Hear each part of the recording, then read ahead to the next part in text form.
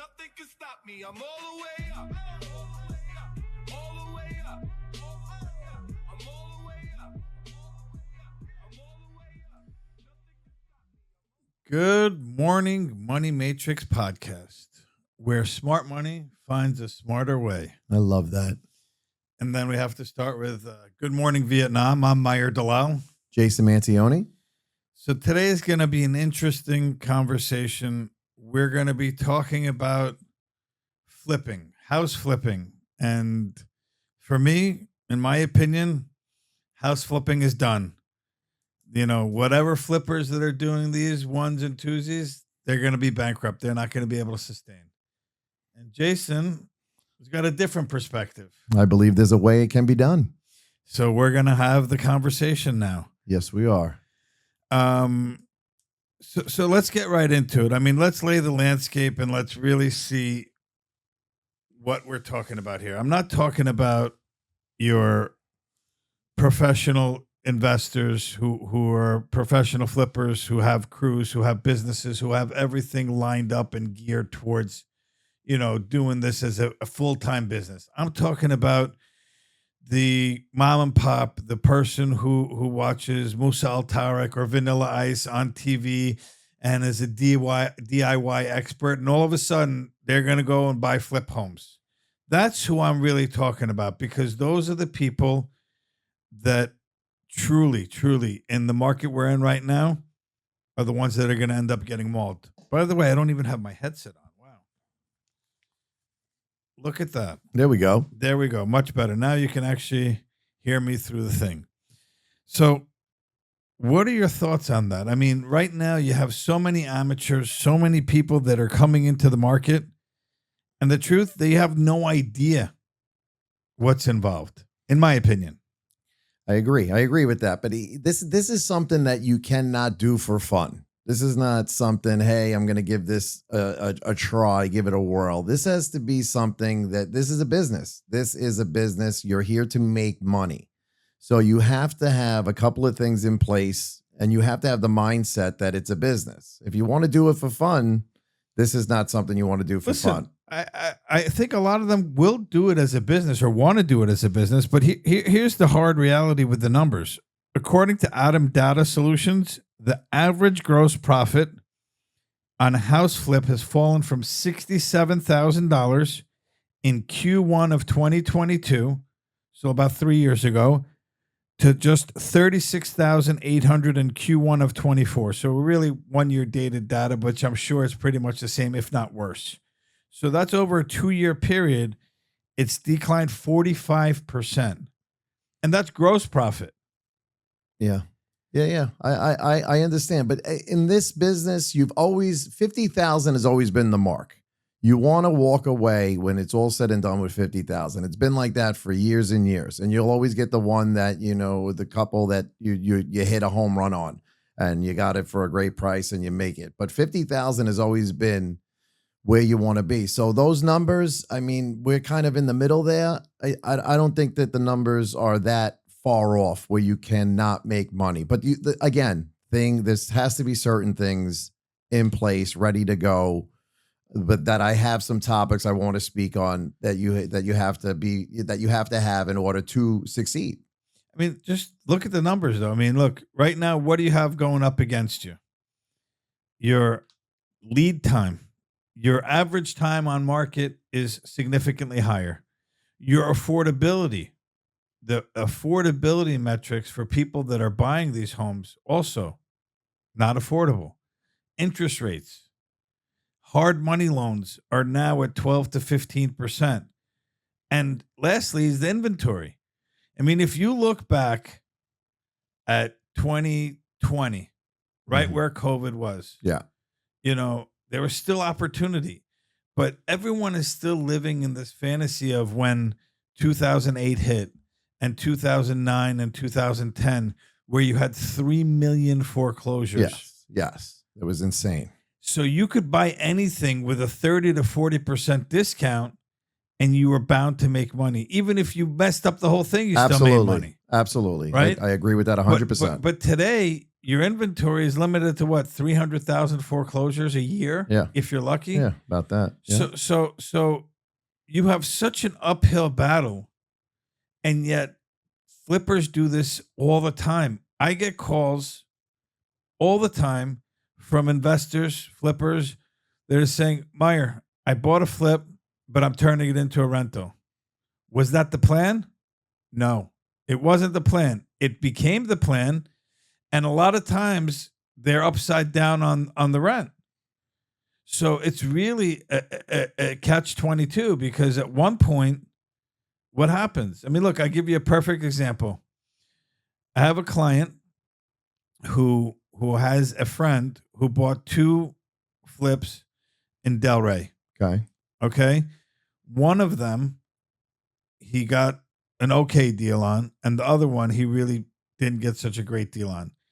He messed up the construction on both. And the way he did it, he went over budget by tremendous. His hard money loans, I mean, he got annihilated. Every mistake he could make, he made. Mm-hmm. But he thought because of the location, he could just flip it and sell it and be done. Right now, the worst part of the whole thing is he bought the second property not with a separate LLC. He just changed the name of the LLC and thought that that was a separate entity. So what ended up happening is my friend who's looking to buy him out of the deal only wants one of the properties. And it's a whole big headache of how to separate the properties. So these are like amateur mistakes. But I'm not talking about $300,000 homes. I'm talking about the acquisition price was 1.2, 1.3 on each one of them, plus rehab, plus cost of financing and everything. I mean, he's underwater. He's bankrupt. But these are things that just because you have a good location doesn't mean it's always. No. Now more than ever, you have to have you got there's a couple of steps that I have that you would have to take in order to buy a house and flip it. I mean, I have my own math. So let's hear it, because after that, I want to, you know what? Let me give you the numbers here in terms of what it is. So according to the Producer Price Index and the Bureau of Labor Statistics, construction materials increased 35% from January of 2020. The cost of lumber peaked at 180% increase in 2021. Obviously, it's pulled back. It's come down. Yes. Labor costs have increased 17% year over year, according to Home Advisor. And the last one, appliances and fixtures have an average price increase of 22% since 2020. So your same $50,000 number now has to go to about 67.5 in order for it to make sense. So here's the thing. It's the price of the homes, I believe, in certain areas are still where they need to be and are still going up. I mean, there's areas in Long Island where I have a cousin that's a realtor. I was just with him. They can't keep the inventory. There's a bidding war going on right now on a house that they put up for $650,000, and the house sold for $748,000. And obviously it needed a ton of work. All original.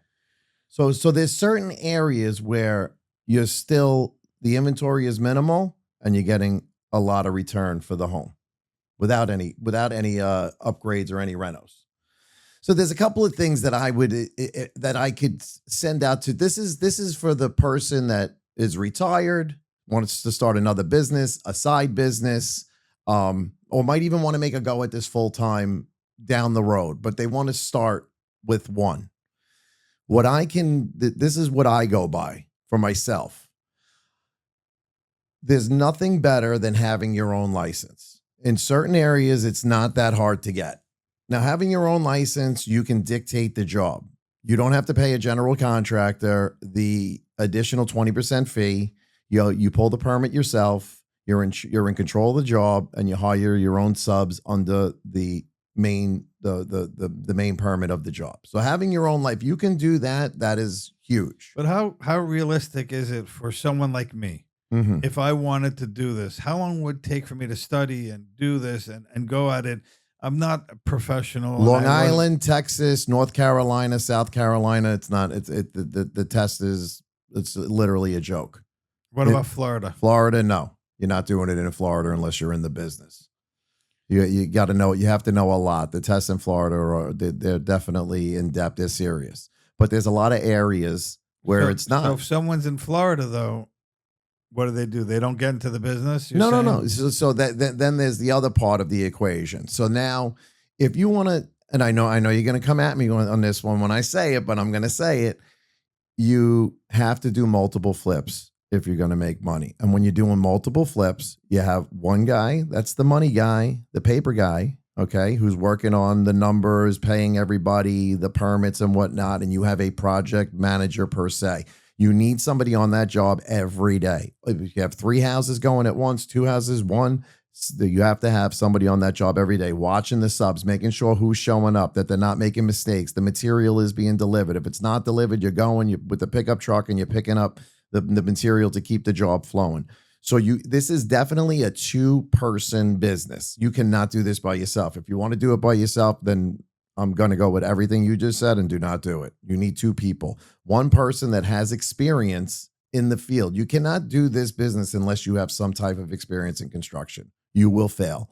And the reason why I say you will fail, because you will not know what to look for. You will not know where you need to be. When you're in the business, there's things that when you go into an area, you want to buy in a fast selling area. Okay. You want to do quick, low cost, high impact, most bang for the buck renovation. And you want to increase your curb appeal. Curb appeal to a house. Let's break down each one of them, because that's important, right? Yes, absolutely. So fast selling pace, fast market pace also has a flip side to it, right? Because it's going to be harder for you to get the properties. So that's again, that has to factor into your cost. But assuming you're able to secure a property in that area, quick, impactful renovations. So you need to unpack that, because what's impactful to some people is not to others. For me, as a general rule of thumb, kitchens and bathrooms typically give you the most bang for your buck.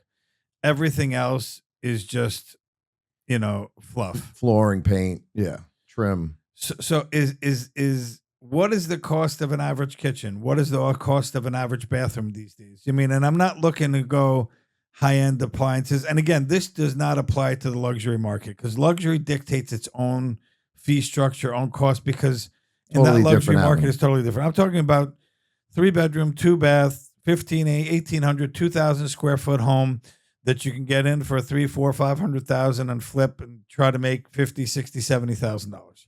That's the market that I'm talking about. So what are these renovations that you're saying that you would do that are impactful, and how can you be resourceful at the same time? Okay, so bathrooms are bathrooms. The bathrooms you're not doing anything to but a full gut. You can full gut with licensed subcontractors a bathroom, put it back together with, I would say, middle of the road tile and whatnot and fixtures for $20,000. Done. A kitchen that's, depends on the size of it, but like you said, the regular size kitchen. What I like to see is if you could grab a house that the bones of the kitchen are in good shape. When I say the bones, I mean the cabinets are in good shape. You have good 3/4 plywood, full wood cabinets. You have the lighting's in the right spot. And that's really what you need, because I'll tell you, you put countertops in, a new backsplash, new appliances. And if the cabinets are white and they're in great shape, you leave them, or you spray the cabinets. Now you're getting into the kitchen for probably 35, 40% less, because cabinets are expensive. And not even just to buy the cabinets, to install the cabinets. For sure. The hardware on the cabinets, the knobs. There's just things that go into it. So if you can grab a kitchen with good cabinets and give it a facelift, paint, flooring, stuff like that you can make the house look good. Curb appeal, cut a couple of beds in, some bushes, a quick walkway, making the outside. Because when people pull up to a house, that's the first thing they see. It's not, we're not trying to, it's not a mystery. When you pull up, the first thing you see is the outside. If you're like, oh, wow, that house looks beautiful. No, I agree with that. That's all the, getting back to the bathroom, $20,000 for a bathroom. So we just gave a price for a bathroom, full gut. Okay, it's a 5x8 bathroom, full gut. We went in at 14.5 for a full gut and to install everything. We're tiling the floor, tiling the wet area, shower pan, Lowe's shower doors, Kohler shower doors. Customer spent $5,000 on the material. We're at 19.5. So with the material, with everything, that's where you get to the 20. You can get to 20. I can easily spend 30 on that bathroom. For sure. I mean, it depends on your tile and what you do and the extras and shower doors and glass tempered doors But I'm talking, niche in the shower. We're building a seat. It's your regular out of the Pinterest shower. And how long will it take an average, bathroom to be done? We can finish a bathroom in 2 weeks. The 5-day bathroom is with permits and everything. No, without permits. Okay, so if you need permits, figure a month. Figure a month. Figure a month, which is another topic we'll get on eventually. So we'll get on that. So that's your timeline. So really, you have to plan. If you're doing a renovation, you have to plan everything up front. You have to know how long for each item before you even start. Right? Absolutely. You can't go into this thinking, "Hey, I'm going to do this," and look. Ultimately, you have to buy the property, so you're in the hard money right there. And if you have to do the reno, and you're taking money for the reno, so you have to also take that money. So you're paying on that money from the day one. Yes. Unfortunately, yes. If you have the money for the rehab where you don't have to pay in it through a mortgage, you're that much better because you're carrying costs and your interest costs and everything. But majority don't. Majority try to take one of these fix and flip loans that will give you a high after repair value and base it on that. But that means you have to be on point for every single thing. Your bathrooms, you have to know, take you a month at least to get with the permits. How long does the kitchen take if you're going to get your permits? Same thing. I mean, listen, it depends on what direct replacement in a lot of these counties, you do not technically need a permit. If everything's going back exactly where it is, you don't need a permit. Or it's more of like a paperwork permit. Nobody comes out. You kind of submit that you're putting a new bathroom in. You submit the plumber and the electrician that are doing the work. They're licensed and insured, and nobody even comes out to inspect. So that's not everywhere, but some places there are. And that's one of the topics that we're going to talk about. But I mean, listen, what's the number one rule? You have never use your own money when you invest. Yeah, but there's a counterbalance to that, right? Because if your cost of money is going to eat completely into your profits, and during this time, you're saying during this time, and if you have the money, sometimes you're better off to use it. I mean, I hate it, but there are times where you have to do it because right now, when hard money was at 7-8% back in 2020, where are those days? Right now you're at 12 to 15% plus points. Yeah. So your everything has doubled. So now you really have to be cautious of every penny that gets spent and every dollar that gets allocated. It's like the saying, you don't know what you got until it's gone. Yeah. So at this point, there are people that I know that are buying the homes but financing the construction themselves because they have no choice. Otherwise, the rates and the interest and this and that will eat into it. So, but let's move on in terms of, so you're looking high impact is kitchen and bathrooms, anything out, and the curb appeal, obviously. So here's just before we get off this topic. So this kind of is about two things I want to talk about, and one will lead right into the other. So you want to know where you're working. And when I say you want to know where you're working, is building department. There are areas where the building department takes a long time to issue permits. It just drags and drags. The inspectors, there's one inspector that does everything. So you call for an inspection, you're 2 weeks out. So know where you are. Be in an area, if you can find out where the building department is moving quickly, inspections are moving quickly. And that is huge. That is huge because we're talking about money. We're talking about paying interest on money that you don't want to buy the home and you're sitting for 6 months. So you hear those horror stories, 9 months, you're still waiting for a permit. That you don't want. So you need to know where you're working. Okay. You need to be in a good building department. where they're able to. But that's a lot of recon up front before you even start your business. But we're in you a time really have to do this. But all we're in this a time legwork. we're in a time right now where if you want to succeed, you have to do this due diligence. You have to do this legwork. These are I'm going to give you the things in order for you to succeed. Whether it's people say, hey, you know what, that's too much work right now. I'm going to wait for the market to change, and then I'm going to go into this venture. That's fine. But I'm going to tell you what I feel you need to do in order to make it work.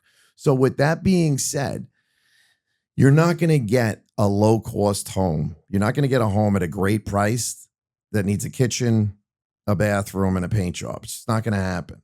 You need the house, unfortunately, that it's inhabitable. You need the house with the hole in the roof, that there was a storm. You need the house that Yeah, but roof is a big undertaking and an expensive undertaking. It depends on where you are. It depends on where you are. But I'm just throwing this out there. Inhabitable homes are going to be astronomically less expensive than a house that needs a kitchen and a bathroom.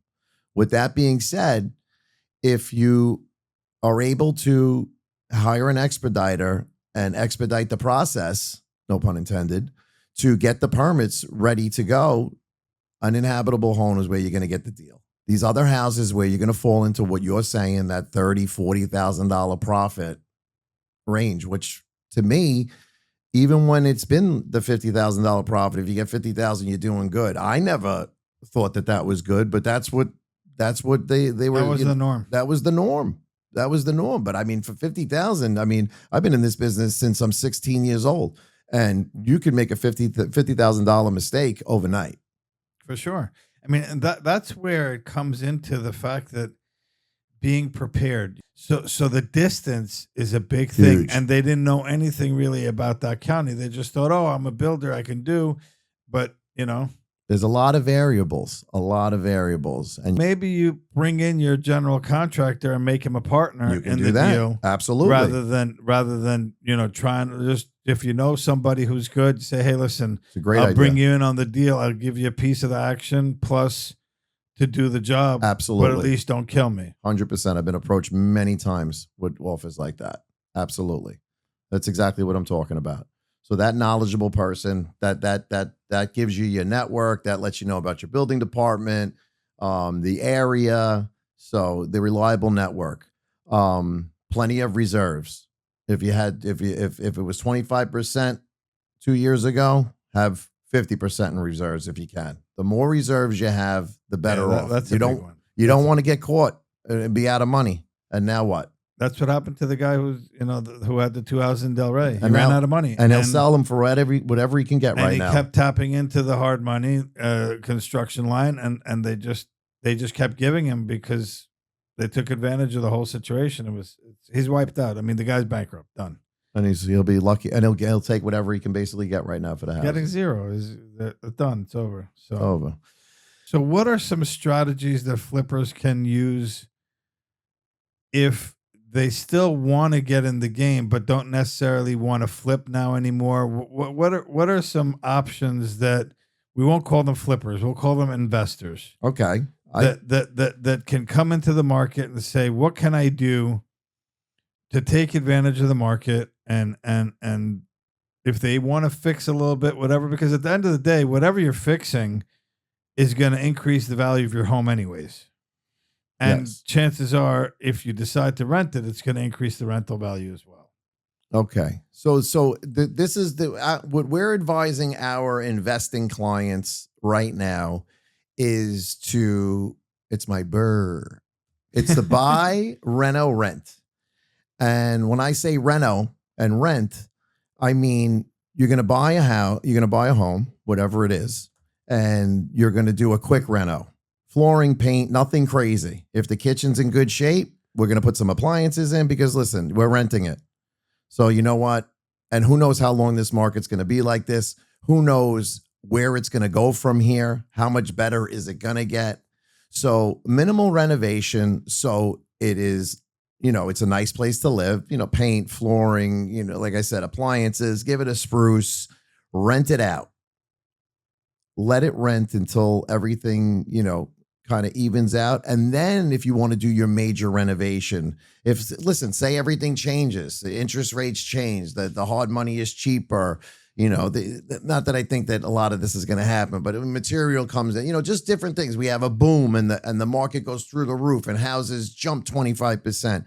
Then you can go and put your $100,000 renovation into the house and sell it. But right now, if you can grab that property that you believe is in a great area that is definitely going to increase in value over time, buy it, rent it out. You don't need to make money on the rental right now. You're ahead of the game if your rent is paying your mortgage.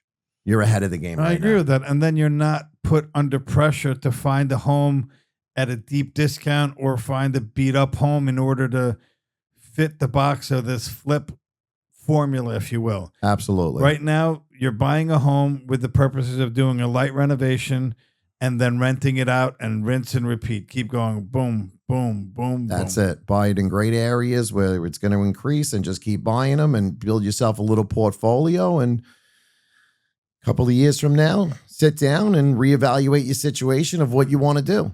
Do you want to, are you able to increase the rents where you're making, X amount of dollars a month on all your rentals and that suffice for what you want to do? Or you want to take a couple of them, put a little bit of money into them, sell them, or you know what? This one doesn't even need anything. We can finish the lease with this rental and we could sell it and we're going to make $200,000. Who knows? But right now, buy, reno, and rent is my advice. Minimal renovation. I like that. And you know what else? I mean, I had a friend in California when we were living out there, and he had 10, 15 guys that he would call bird dogs, bird watchers, whatever it is. And they would go up. They were all, they lived in the communities. Local people. Yeah, local people. Yep. And they would just talk to everyone and identify homes that people were wanting to sell or whatever the case may be. And he would get the homes and talk to the homeowners and wrap up the homeowner and then just flip the contract. So he would get into contract and flip it for $10,000, $12,000. He did no renovation, did nothing. All he did was wrap up these things. And for every home these guys found, they give him $1,000. Wow. So he was wholesaling these contracts out, and all his contracts were whatever LLC it was, its successors and or assigns. So basically he was assigning just the contract, and the assignment fee was tacked onto the price. So if it was sold for, if he bought it under contract for $300,000, he'd add $312,000. And that would be the assignment price, and he would get paid directly from escrow. So he wouldn't have to worry about anything. Wow. And when it closed, he would get his money from escrow. So that's something that's interesting too. That's an option if you have an opportunity or the ability to identify properties. That's something else that other people are doing instead of just being that flipper. Yeah, having somebody that they trust in the neighborhood. Sure. What else did I have here on my notes? So I think, we've pretty much gotten a lot of the stuff down in terms of what it is. And we've determined sort of if you're going to be that new flipper that gets in, you have to be really calculated. Whatever timeline you create, you have to add 50% to it. Whatever budget you had of 30%, you need to add another 20% to it. Yep. And really be vigilant on the area, the minimal renovations, and maximizing your opportunity. If you have to rent it, you're going to look at that too. So you're not just buying purely for one or the other. You have to look at it and say, would I want to own this? Just in case, if you can't get rid of it. Absolutely. And I think on a future podcast, maybe we're going to possibly do a certain situation. We're going to put together the ideal team and exactly how you can do it step by step. We're giving you a broad kind of vision of what you can do in order to be successful. But I think I would like to put together with my good friend here a way that it can be done step by step, like a kind of like a how-to flip. I like that. I think we should work on that. I think that's great. Yeah, I've got some ideas. I just want to say one more thing just before we go with this. Set your budget, set your timeline. If it does not work, walk away. Do not let any emotion come into you deciding whether you want to do this flip or not. and you could always say to yourself, it's the best flip that I never did. So no emotion. Great advice. No emotion. No emotion. Well, thank you all. I appreciate it. Please like, share, forward, and join the Money Matrix podcast. Thank you so much, and God bless. Thank you. Nothing can stop me. I'm all the way up.